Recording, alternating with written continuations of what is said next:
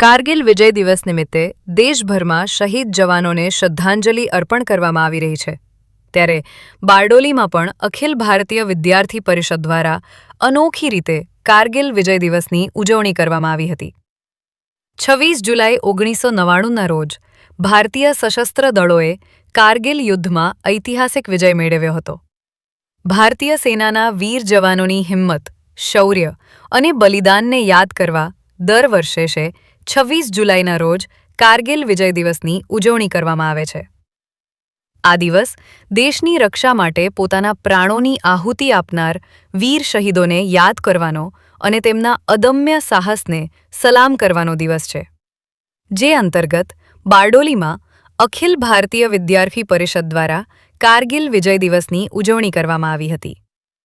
શહીદ જવાનોને શ્રદ્ધાંજલિ આપવા તેમજ દેશના બહાદુર સૈનિકોના શૌર્યને સન્માનિત કરવા મશાલ રેલીનું આયોજન કરાયું હતું। બારડોલી સરદાર સ્મારક હોસ્પિટલથી મશાલ યાત્રાનો પ્રારંભ થયો હતો। મોટી સંખ્યામાં એબીવીપીના હોદ્દેદારો, કાર્યકરો, સભ્યો અને વિદ્યાર્થીઓ હાથમાં મશાલ સાથે યાત્રામાં જોડાયા હતા। દેશભક્તિના નારા સાથે નીકળેલી આ મશાલ યાત્રા બારડોલીના શહીદ ચોક ખાતે પહોંચી હતી। શહીદ ચોક ખાતે વીર જવાનોને સાચા હૃદયથી સલામી આપવામાં આવી હતી અને દેશ માટે પોતાના પ્રાણોનું બલિદાન આપનાર શહીદોને શ્રદ્ધાંજલિ અર્પણ કરવામાં આવી હતી।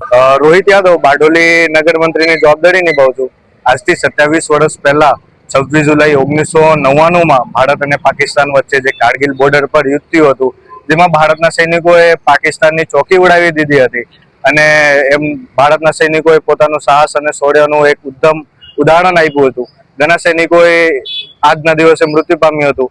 આજના દિવસે 27 વર્ષ પછી આપણે બારડોલી નગર ટીમ દ્વારા એમના માટે શ્રદ્ધાંજલિ અને આજનો દિવસ આપણા માટે વિજયનો દિવસ છે, એના ઉજવણી માટે અમે મશાલ યાત્રાનું આયોજન કરવામાં આવ્યું છે અને શહીદ ચોક પર એ શહીદોને યાદ કરીને આપણે એમને શ્રદ્ધાંજલિ આપવામાં આવ્યું છે। ઓમ પટેલ સુરત જિલ્લા સહસંયોજકની જવાબદારી નિભાવું છું।